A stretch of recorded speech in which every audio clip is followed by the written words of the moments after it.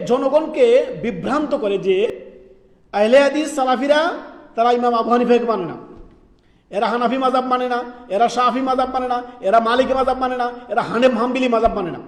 এইসব উদ্ভট কথাবার্তা বলে মানুষকে বিভ্রান্ত করে। অথচ আপনি কত আলোচনা পাবেন আমাদের ওস্তাদদের, এবং কি আমাদের কত আলোচনা আপনি নেবেন। আমরা বলেছি ইসলাম হচ্ছে ওহী ভিত্তিক ধর্ম।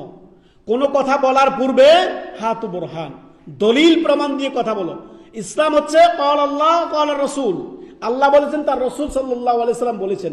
ইসলাম কোনো বড় হুজুরের কথার নাম নয়, ইসলাম কোনো পীর বাবার কথার নাম নয়, ইসলাম কোনো মনীষীর কথার নাম নয়। ইসলাম হচ্ছে ক্বাল আল্লাহ, আল্লাহ বলেছেন, ক্বাল আর রাসূল, রাসূল সাল্লাল্লাহু আলাইহি সাল্লাম বলেছেন। এই দুটি কথার নাম ইসলাম। কয়টি কথার নাম? দুটি কথার নাম ইসলাম। তারা মানুষকে কেমন ভাবে গোজামিল দেয় যে আহলে হাদিসরা কোনো মাযহাব মানে না, তারা আপনার কোনো মাযহাব মানে না, কোনো ইমামকে মানে না। আমাদের কোনো আলেম সালাফি আহলে হাদিস কোনো আলেম আজ পর্যন্ত তারা আপনি শুনছেন কখনো যে তারা কোনো ইমামকে মানে না এই কথা বলছেন?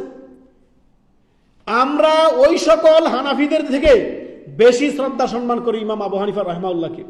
ইমাম আবু হানিফা রাহিমাহুল্লাহ এক বাক্যে বলেছেন, ইজা সাহাল হাদিস ফাহুয়া মাযহাবি, যেখানে সহিহ হাদিস সেটাই আমার মাযহাব। সহজ কথা।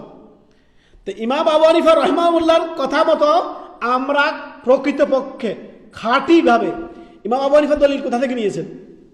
তিনি নিজের মন গড়ার মতো কোনো কথা বলেছেন? যদি তিনি তিনার মন গড়ার মতো কোনো কথা বলে থাকেন তাহলে তিনার কথাটাকে আমরা শ্রদ্ধার সাথে ছেড়ে দিলাম। তিনিও কোরআন হাদিস থেকে দলিল নিয়েছেন না? নাই। তিনার গবেষণার কেন্দ্রবিন্দু কি ছিল? কোরআন সুন্নাহ, তাই না?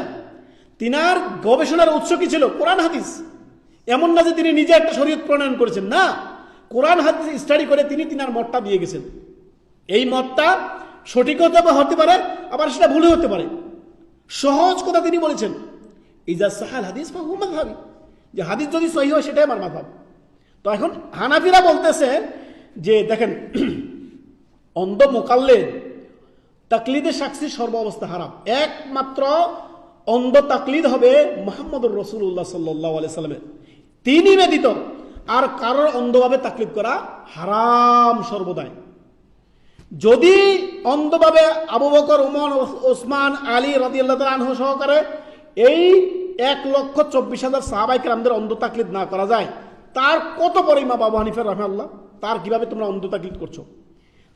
তাদের আরো একটি কথা শুনবেন আপনারা, যে 4 মাযহাবের যে কোনো একটি মানা হচ্ছে কি ফরজ, বলে না তারা? 4টির যে কোনো একটি মানা ফরজ। তো ইমাম আবু হানিফার মতে রফায়দান নাই, অন্য ইমামের মতে আছে। তো অন্য মাযহাবকে অনুসরণ করে কেউ যদি রফায়দান করে, জোরে আমিন বলে, তাহলে তোমারই তো গায়ে জ্বালা কেন? তো তুমি তো বলছো যে আপনার 4টি যে কোনো একটি মানা ফরজ।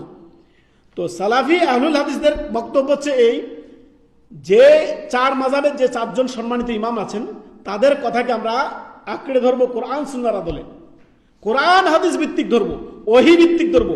তাদের কোনো কথা যদি আমরা দেখি কোরআন সুন্নাহর সাথে সাংঘর্ষিক, তাহলে শ্রদ্ধা সম্মানের সাথে ইমাম আবু হানিফা রাহিমাহুল্লাহর কথাকে ছেড়ে দিব। ঠিক তেমনি করে ইমাম মালিক রাহিমাহুল্লাহর কথা ছেড়ে দিব, ইমাম শাফি রাহিমাহুল্লাহর কথা ছেড়ে দিব, ইমাম আহমদ হাম্বলের কথা ছেড়ে দিব। এইভাবে করি।